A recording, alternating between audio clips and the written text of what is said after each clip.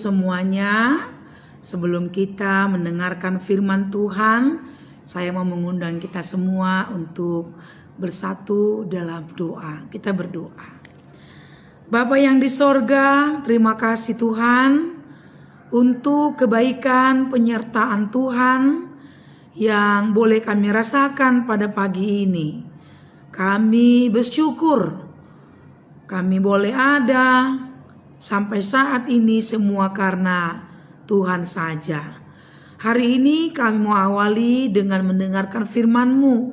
Ya Tuhan, bukalah hati dan telinga kami, berikan kami hati yang mau mendengar, agar firman Tuhan dapat menjadi berkat bagi kami semuanya. Inilah doa dan permohonan kami. Dalam nama Tuhan Yesus, kami berdoa dan mengucap syukur. Amin. Firman Tuhan pada pagi ini tertulis dalam Amsal 16 ayat 3. Serahkanlah perbuatanmu kepada Tuhan, maka terlaksanalah segala rencanamu. Serahkanlah segala perbuatanmu kepada Tuhan, maka terlaksanalah segala rencanamu. Saudara, satu hal yang tidak boleh kita lupakan dalam hidup kita, sehebat apapun kita, sekuat apapun kita, sepintar apapun kita, merancang, menyusun sebuah rencana-rencana dalam hidup ini, satu hal yang tidak boleh kita lupakan adalah bahwa kita manusia hanya dapat berencana. Kita manusia hanya dapat merancang. Kekuatan kita, kemampuan kita, kekuasaan kita hanya sebatas merancang. Jangan lupakan itu. Dan yang menentukan hasil dari rencana kita, rancangan kita adalah Tuhan. Inilah peringatan Raja Salomo dalam kitab Amsal. Yang kita tahu, kitab Amsal ini banyak ditulis oleh Raja Salomo. Raja yang pintar, raja yang terkenal dengan kepintarannya, hikmatnya, raja yang hebat, raja yang kaya, raja yang tinggi jabatannya, tapi dia justru mengaku bahwa serahkan semua perbuatanmu kepada Tuhan, dan ingatlah yang dapat melaksanakan rencana kita adalah Allah. Serahkanlah perbuatanmu. Ini peringatan yang pertama supaya kita mau menyerahkan. Banyak orang pintar dalam berdoa, pintar dalam merancang, pintar dalam menyusun, tapi sulit untuk menyerahkan semuanya kepada Tuhan. Namun dalam renungan kita ini dikatakan serahkanlah. Kalau diserahkan berarti jangan diambil. Kalau diserahkan berarti diberikan tanpa ada rasa ragu, tanpa ada rasa bimbang, tanpa harus mengambil separuh ini bagian saya, separuh lagi bagian Tuhan. Jangan. Tapi serahkan adalah bentuk ajakan bagi kita supaya apapun yang kita rancang, apapun yang kita susun, kembalikanlah itu, serahkanlah itu sepenuhnya kepada Tuhan. Ini bentuk kepercayaan kita kepada Tuhan, menyerahkan semuanya dalam bentuk iman, kepercayaan kita kepada Tuhan. Maka dikatakan, terlaksanalah segala rencanamu.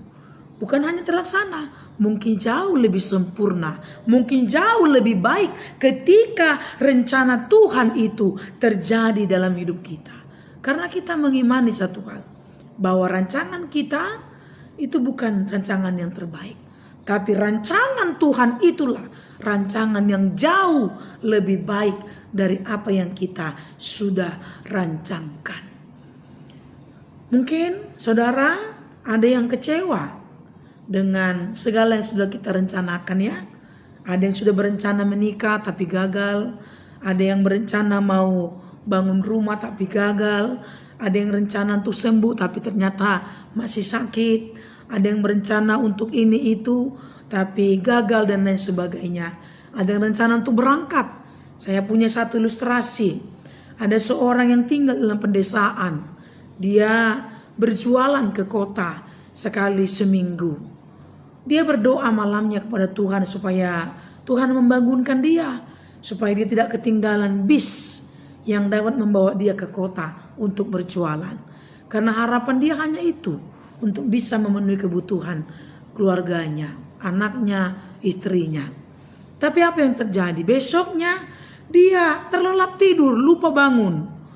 Lalu pada saat dia bangun, dia lihat hari sudah siang, bisnya sudah berangkat, dia tidak bisa lagi berjualan. Dia nangis, dia marah, dia benci kepada Tuhan. Dia katakan, saya sudah merancang semuanya, saya sudah susun jualan saya ini. Tuhan, saya minta kau bangunkan saya. Kau tahu bagaimana kondisi saya saat ini begitu susah. Tapi Tuhan menggagalkan keberangkatan saya. Mau makan apa anak saya? Mau makan apa istri saya? Tuhan, kau begitu kejam, katanya. Tak lama kemudian dia mendengar bahwa bis yang harusnya dia naiki itu ternyata mengalami kecelakaan di tengah jalan. Di sana dia baru sadar. Dia menangis.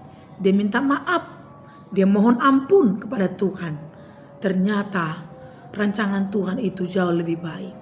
Rencana dia tidak lebih baik.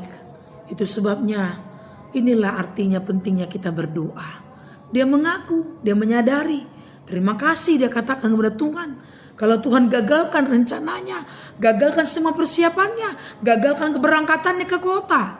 Seandainya dia jadi naik berangkat, dia mengalami kecelakaan.